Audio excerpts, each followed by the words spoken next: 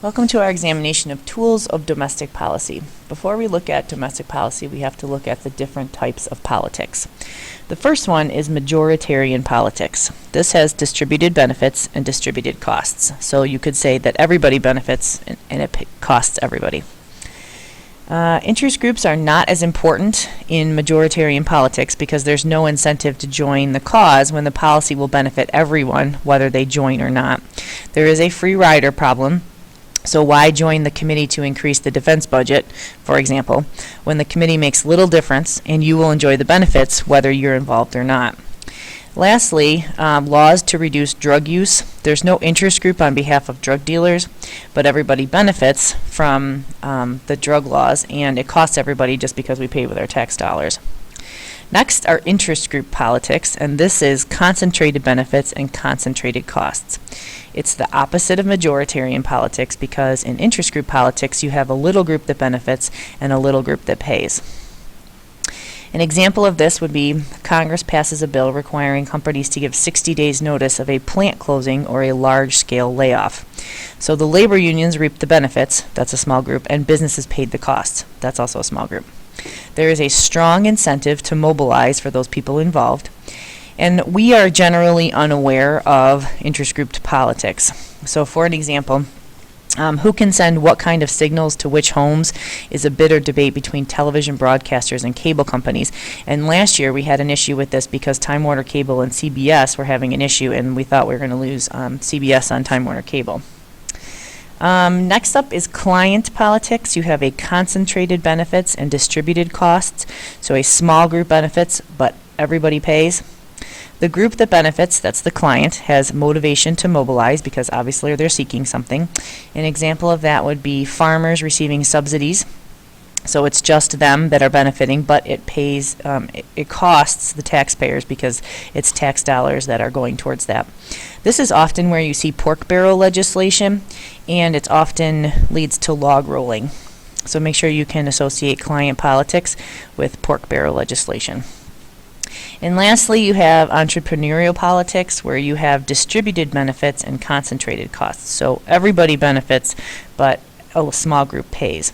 For example, you have anti-pollution and safety requirements would be examples of that, and that's costing the company that has to do it, but we all benefit from the fact that the air is cleaner, for example. This is where you give rise to people that are called policy entrepreneurs, and these are people who work on behalf of the unorganized and indifferent majority. So for an example, Ralph Nader has been a huge consumer advocate for lots of things. He wrote a book called Unsafe at Any Speed. He's really what got the insurance industry involved in the safety of cars, which led to seat belts in cars, airbags, etc. All right. So the national government attempts to address citizens' problems and to provide benefits and services to the people by using various policy tools. Domestic policy tools include laws and regulations, direct provisions of public goods, cash transfer payments, loans, loan guarantees, insurance, and contracting out the provision of public goods to non-government entities.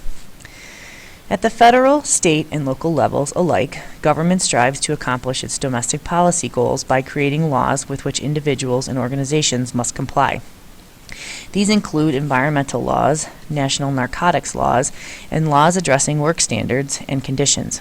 Many laws assign administrative agencies the authority to establish the specific rules, regulations, and standards that are essential to effective implementation of the laws. The overwhelming majority of people and organizations comply with most laws and regulations. But because some individuals and organizations fail to do so, the government must monitor compliance. For example, the government hires inspectors to monitor adherence to rules that limit industrial plants' emissions of pollutants, and hires police officers to monitor compliance with laws that prohibit narcotic use. The government counts on citizens, interest groups, and the media to assist in overseeing compliance and in reporting violators. In addition to creating rules of behavior through law and regulations, governments provide services and benefits. Using the domestic policy tool of direct provision, governments hire public servants, bureaucrats who receive a government paycheck, to dispense the service. For example, veterans hospitals hire doctors, nurses, and physical therapists to administer health care to veterans. The U.S. Postal Service hires mail carriers, postal clerks, and postal processing machine operators to deliver billions of pieces of mail each week. To provide for the country's common defense, the national government employs millions of military personnel. The workers hired by the national government to provide these services directly are on the payroll of the national government.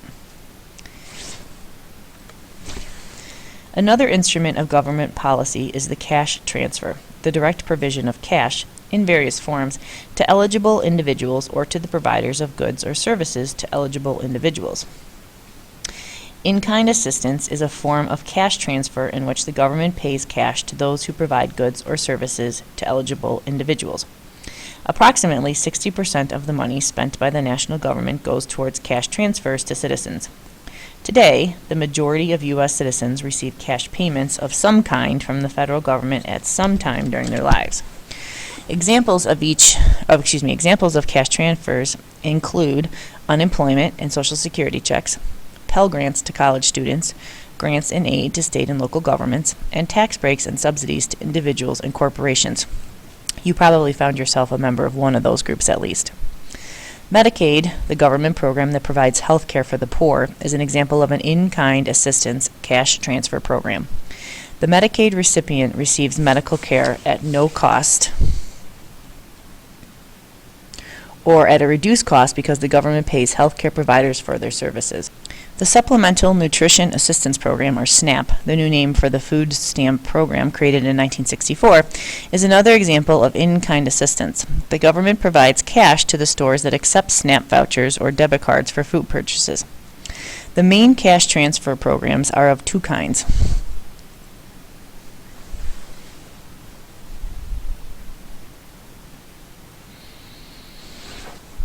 Depending upon their sources of revenue. For non-contributory programs, the general revenues collected by the government pay for the program. This means that a proportion of the money collected from all taxpayers funds the cash transfer. Temporary assistance to needy families, the Income Security Program for families with children who have no or very low income, is an example of a non-contributory cash transfer program.